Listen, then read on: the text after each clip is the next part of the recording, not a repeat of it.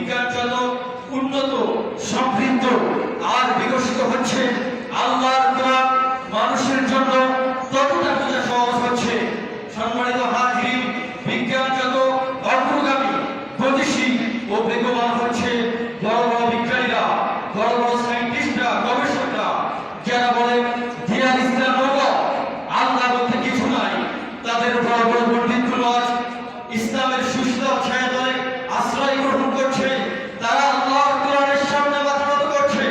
তারা বলতে বাধ্য হচ্ছে, the holy Quran rule of science, the holy Quran father of science.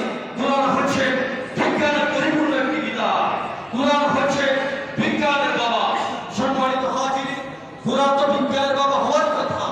আল্লাহ পাক রব্বুল আলামিন এই কোরআনুল কারীমের মধ্যে এই পৃথিবীতে এমন কিছু নাই যার পবিত্র কোরআনুল কারীমের মধ্যে খুলে বর্ণনা করে না।